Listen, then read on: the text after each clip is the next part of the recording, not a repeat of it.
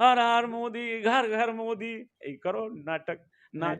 अब भैया हम तो पार्टी में हैं, हम पार्टी का मेहरारू हैं।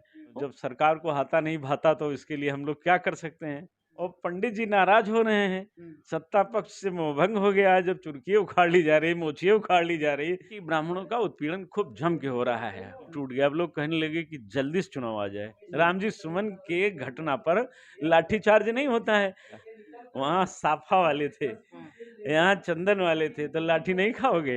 एक तो कुर्सी वाले मिनिस्टर थे, वो स्टूल मिनिस्टर थे, वो बेचारे शर्मा जी लखनऊ वाले बुढ़ौती के ब्रह्मचारी, उनको भी किसी ने नहीं सुना। वही हाल पाठक जी का है। मैं आपको गारंटीज कह रहा हूँ, अगली बार विनय शंकर तिवारी कैबिनेट मिनिस्टर बनेंगे। आपने एक चीज और उत्पीड़न कहा के बाद जब जब प्यार पे पहरा हुआ है, तो प्यार और गहरा हुआ है। वो बहुत बड़े नेता बनकर उत्तर प्रदेश में आएंगे। आप कहीं ऐसा तो नहीं कि जाने अनजाने में कुछ ऐसी गलती हो गई कि विनय शंकर तिवारी को एक नया जीवन दे दिया गया हो? आज की तारीख में पंडित हरिशंकर तिवारी से 5 गुना बड़ा कद पंडित विनय शंकर तिवारी का हो गया है। योगी जी को धन्यवाद है।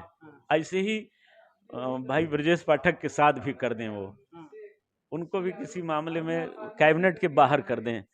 तो आज जो हमारे लोगों के साथ हो रहा है, इसके परिणाम के लिए भविष्य में लोगों को तैयार रहना चाहिए। बड़ा कुछ होने जा रहा है, और जब बड़ा होने जाता है, समुद्र में जब तूफान आता है तो पहले शांति हो जाती है। नमस्कार, आप देख रहे हैं मानसिकता न्यूज और आपके साथ मैं हूं सौरभ दुबे।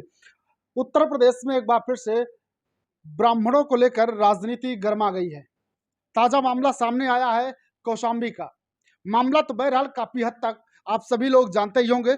इसी मैटर पे हमारे साथ बातचीत करने के लिए मौजूद हैं धर्म सेना के अध्यक्ष संतोष दुबे जी। संतोष दुबे जी से पहले भी हमने बातचीत की थी और आप लोगों ने इनके विचार सुने थे।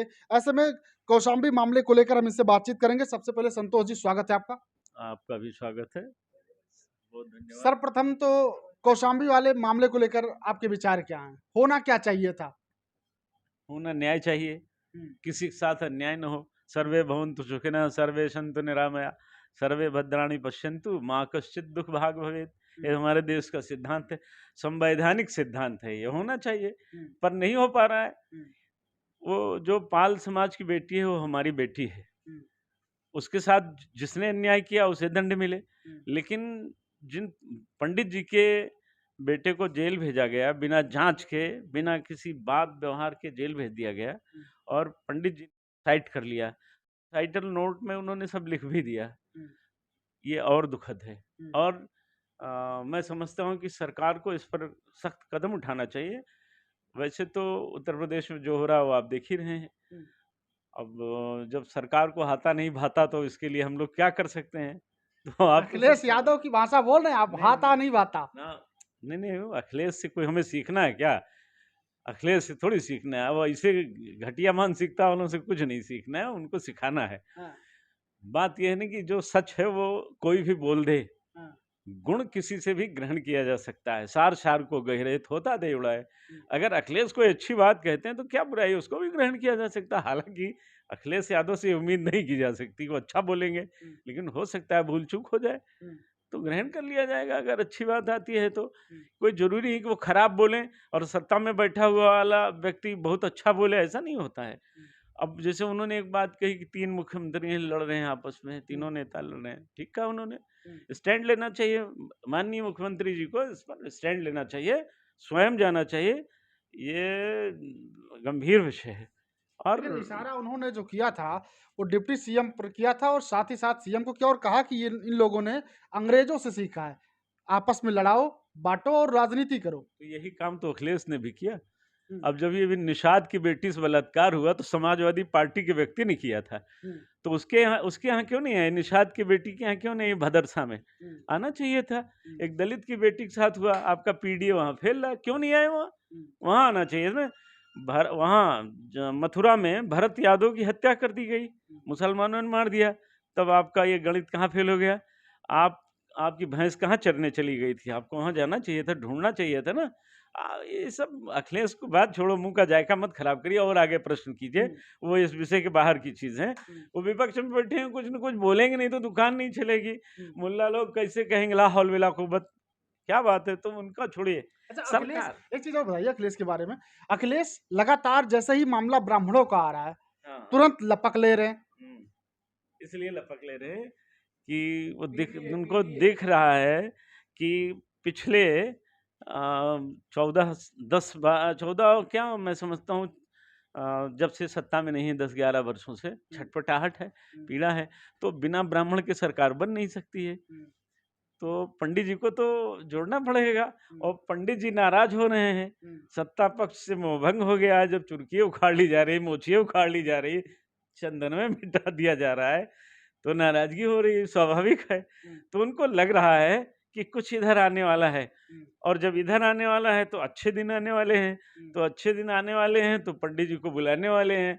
अब पंडित जी माने न माने, क्योंकि उनका स्वभाव है, लेकिन ये जरूर विषय है कि ब्राह्मणों का उत्पीड़न खूब जम के हो रहा है, होना भी चाहिए। हाँ, जब ब्राह्मणों का उत्पीड़न होना चाहिए। हाँ, होना चाहिए, जब नहीं मानेंगे, जब अपने साथ नहीं बैठेंगे, अपनों के साथ नहीं बैठेंगे, इकट्ठा नहीं होंगे, तो होगा नहीं क्या? मैंने आपसे पहले भी आपने प्रश्न किया था, मैंने उत्तर दिया था, किसी दलित का उत्पीड़न क्यों नहीं होता है, किसी यादव का उत्पीड़न क्यों नहीं होता है? सब इकट्ठा बैठते हैं, एक आवाज पर सब इकट्ठे होते हैं। ब्राह्मणों के पास कोई संगठन है क्या? 18,000 संगठन है पूरे देश में, 18,000 अध्यक्ष हैं, 18,000 महामंत्री हैं, 18,000 उपाध्यक्ष हैं। अब इस 18 को 5 से गुणा कर दीजिए तो लगभग 90,000 के पास पहुंचता है, 90 लाख हो जाएंगे, जोड़ लीजिए तो, और इसको मल्टीप्लाई करिए, सब उत्तर मिल जाएगा। इतने लोग संसद भवन के सामने जिस दिन खड़े हो जाएं, सरकार की हैसियत है कि उत्पीड़न होने दें। अगर ये विधानसभा के सामने इतने लोग खड़े हो जाएं, कोई मुख्यमंत्री माइक लाल पैदा हुआ जो उत्पीड़न कर दे? अरे यार, जब आप इकट्ठा नहीं होंगे तो आपको उत्पीड़न होगा। ये इतने जो संगठन बने एक काम के नहीं है, अभी पंडित जी की मूंछ उखाड़ी गई। ये ब्राह्मण संगठनों के नेताओं को हमने देखा लपालप बढ़िया, वो कैमरामैन लेके गए और पंडित जी को गले लगाया, खूब कहा पंडित जी हम आपके आखिरी सांस तक लड़ेंगे, यहाँ लड़ेंगे, भारत में लड़ेंगे, महाभारत में लड़ेंगे, सब जगह लड़ेंगे। लड़ाई कहाँ हुई? अखबारों में छप गए, आप जैसे बहादुर पत्रकारों ने दिखा दिया। नेताजी छपास रोगी हैं, छप के चले गए। ब्राह्मण संगठनों के जो अधिपति हैं, कुलाधिपति कह लीजिए उनको, आजकल तो ज्ञान के कुलपति हैं, बांटते रहते हैं। अपने जीवन में क्रांतिकारी योजनाएं नहीं है, दूसरों के घर में भगत सिंह चंद्रशेखर आजाद पैदा हो, मेरे घर में न हो। तो जब आप लड़ना नहीं जानते हैं, आप सेनापति नहीं हैं, तो अध्यक्ष और संरक्षक बनने से तो समाज का कल्याण नहीं होगा। करना चाहते हैं तो सीखिए, एक दलित को एक थप्पड़ कोई नहीं मार सकता है। राइफल का लाइसेंस नहीं है उसके पास, लेकिन कानून का भय और उसकी एकता का भय लोगों में है। एक थप्पड़ कोई नहीं मार सकता है। आपने क्यों नहीं सीखा? आप कहते हो बड़े बुद्धिमान है, 18 पुराण, 6 शास्त्र, 4 वेद सब हमने लिखा है। तो जब सब आपने लिखा है तो लागू क्यों नहीं करते हो? इकट्ठे होइए आप। परशुराम जी के समय में ये परिस्थितियां क्यों नहीं आई? वो उन्होंने इकट्ठा किया पूरे ऋषि समाज को, भृगुवंश को एकत्र किया, और उन्होंने आतताइयों का नाश कर दिया। पलक झपकते ही 250 वर्षों में उन्होंने 21 बार आतताइयों। आप में ये क्षमता क्यों नहीं जग रही है? आप 13वीं पूरी खा खा के पथभ्रष्ट हो गए हो।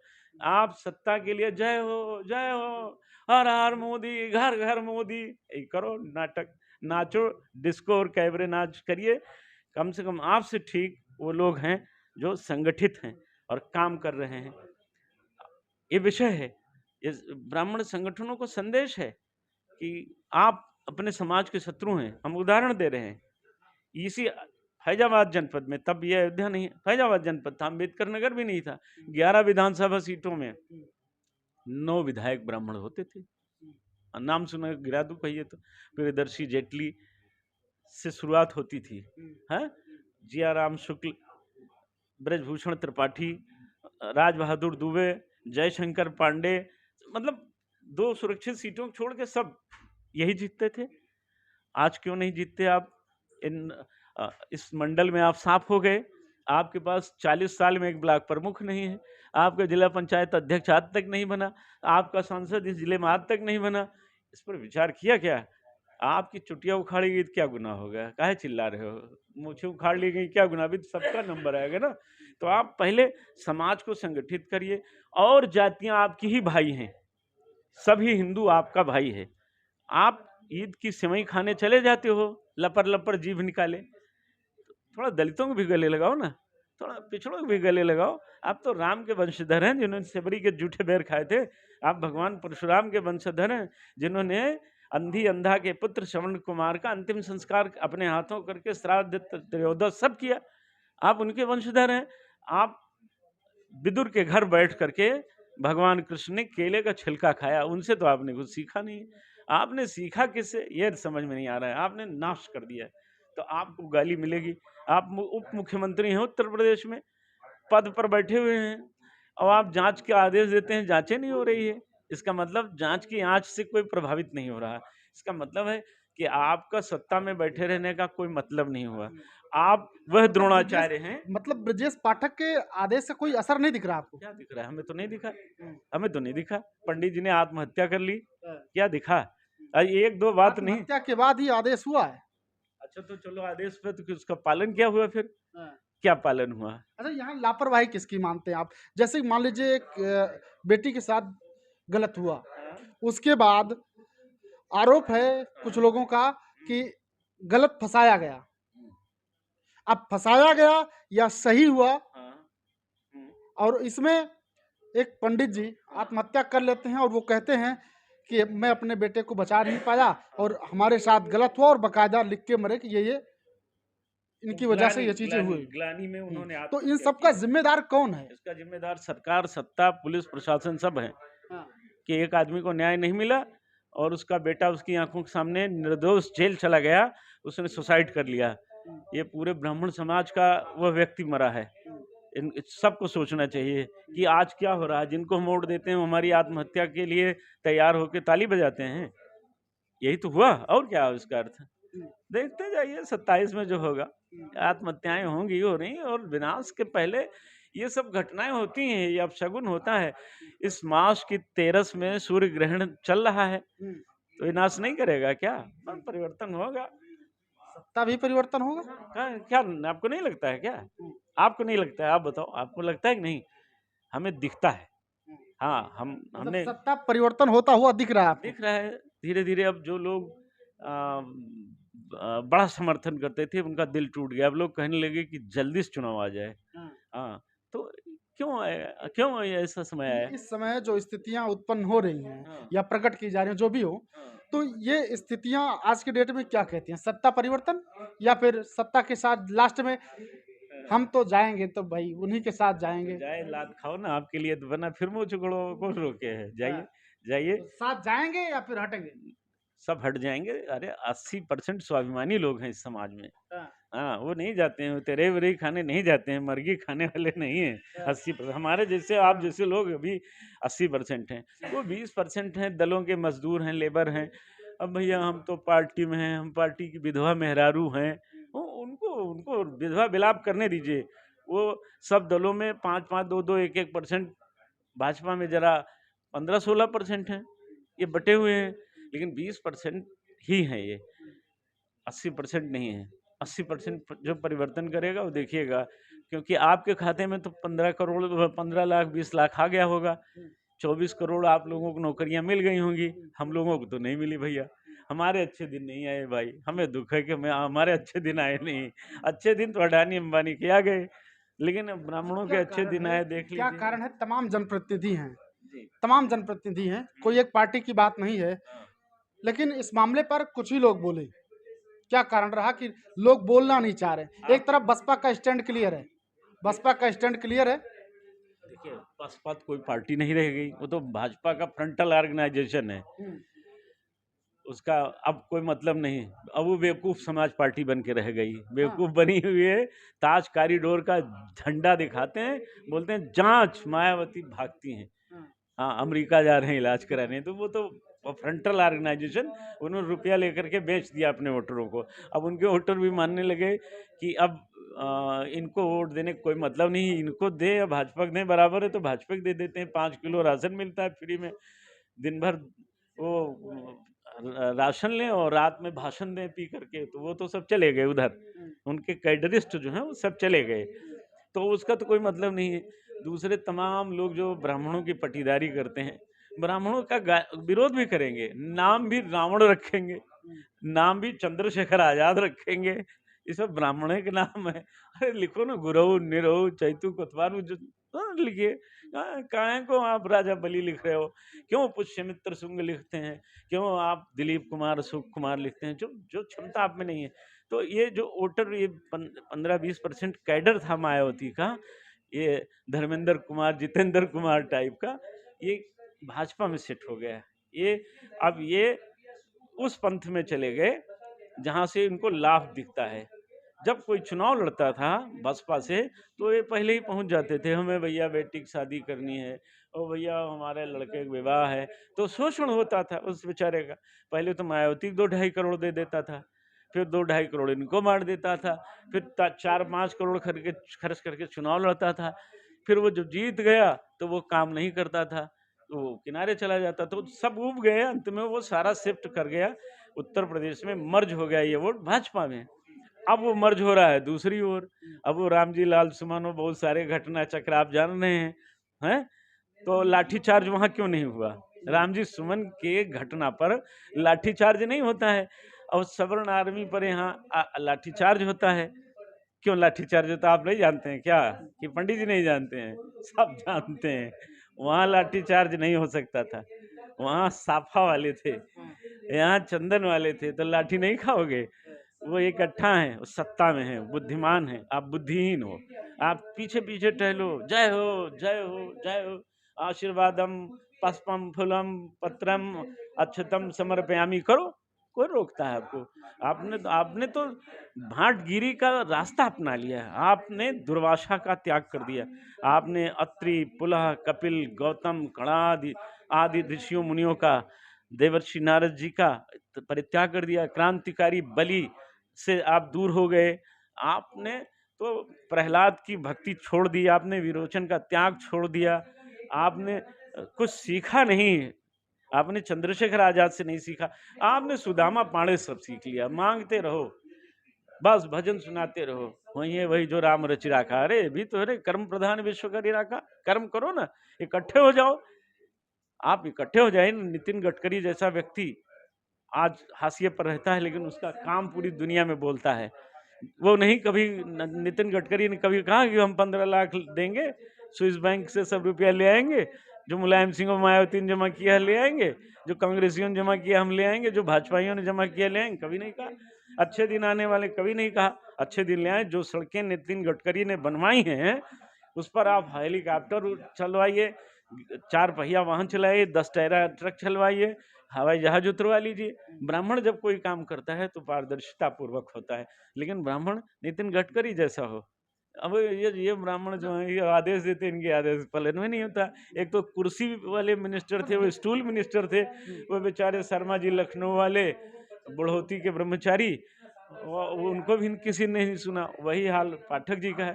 पाठक जी को इस समय वीरता और निडरता से काम लेना चाहिए। उनको कहना चाहिए हमारे बस बहुत हो गया, हमारे समाज के उत्पीड़न का मतलब हम पूरी लंका की डंका बजा देंगे, लेकिन कहीं नहीं पाएंगे बेचारे, क्योंकि सत्ता का प्रेम बड़ा अद्भुत होता है। लोभी लोग इससे भाग नहीं सकते। ये मलाई ऐसी है कि इसको छोड़ा नहीं जा सकता है। हिम्मत करें, साहस करें। मैं आपको गारंटी से कह रहा हूं, अगली बार विनय शंकर तिवारी कैबिनेट मिनिस्टर बनेंगे, आप देखिएगा। आपने एक चीज और कहा, क्योंकि आपने एक चीज और उत्पीड़न कहा के बाद जब जब प्यार पे पहरा हुआ है, तो प्यार और गहरा हुआ है। वो बहुत बड़े नेता बनकर उत्तर प्रदेश में आएंगे। आपने कहा हाथा नहीं भाता, तो हम घूम फिर कर विनय शंकर तिवारी पर ही जाना चाह रहे थे, और आपने बात भी छेड़ दी। कहीं ऐसा तो नहीं कि जाने अनजाने में कुछ ऐसी गलती हो गई कि विनय शंकर तिवारी को एक नया जीवन दे दिया गया हो? ये सही, ये सही है, ये सही है। जो घटनाक्रम वो रहा, इसने आज एक की नया जीवन तारीख, दे दिया हो। आज की तारीख में पंडित हरिशंकर तिवारी से 5 गुना बड़ा कद, 5 गुना बड़ा कद पंडित विनय शंकर तिवारी का हो गया है। हो नहीं गया है, कर दिया गया। योगी जी को धन्यवाद है। ऐसे ही भाई ब्रजेश पाठक के साथ भी कर दें, वो उनको भी किसी मामले में कैबिनेट के बाहर कर दें। हाँ, ये सब कर देना चाहिए, ये अच्छा है। जब आप चोट खाते हैं तो आपको बहुत चीज़ें मिलती हैं। हाँ, तो कर देना चाहिए, इनको भी कर देना चाहिए। 2 हो जाएँगे, एक मतलब एक ही ना रह जाए, 2 हो जाए, तो जब दबाए जाएँगे आप, चिंगारी को जितना ही आप दबाते हैं, पैदा कर देती है। तो आज जो हमारे लोगों के साथ हो रहा है, इसके परिणाम के लिए भविष्य में लोगों को तैयार रहना चाहिए। बड़ा कुछ होने जा रहा है, और जब बड़ा होने जाता है, समुद्र में जब तूफान आता है तो पहले शांति हो जाती है। हम इतना कहेंगे कि उत्तर प्रदेश में शांति बनी रहे, इसके लिए सब जिम्मेदार हों।